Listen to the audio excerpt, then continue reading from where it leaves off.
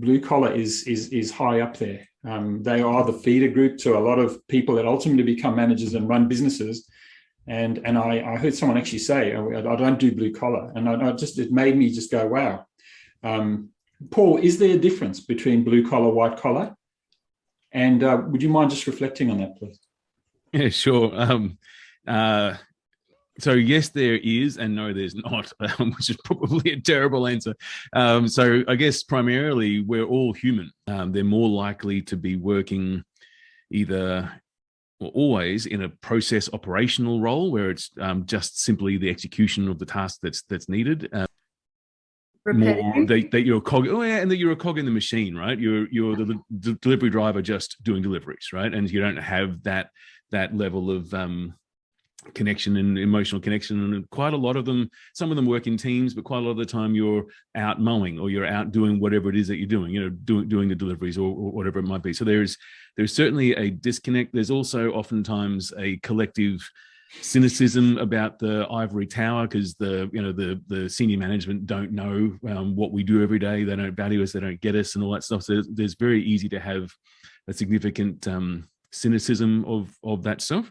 So if you think about the negative talk that they'll have, so instead of being water cooler talk, it's smoko talk, right?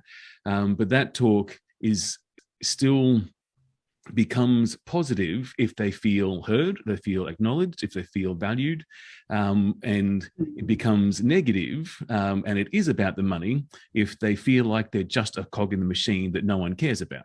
And that is the same whether you're working in an office and someone pings a task at you and you've got to do it, or you're doesn't matter what color shirt you're wearing, you a red shirt at Bunnings, a blue collar person in the field, or a person doing admin in an office, or be a team leader or a supervisor or a leading hand, all those labels.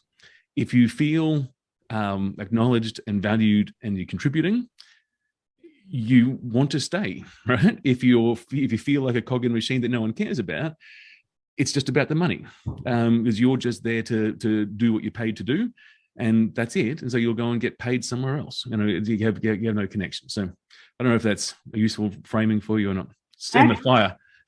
I know this is late in the piece, but I actually think there's something really important in the next generation that's coming up. So my son would prefer to work at Coles and get paid $10 an hour less with his mate than he would to work somewhere else.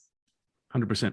Like, that's a driver for him. He just wants that connection. He wants to work with his friend, and it's all about that for him. He's like, well, I like it only because of blah, blah, blah. So his personal connection is what's driving him. Now, of course, he's young. He's 18. He doesn't have the financial pressures of a home, etc. But, that's really interesting to know, right? I never would have done that myself. Yeah.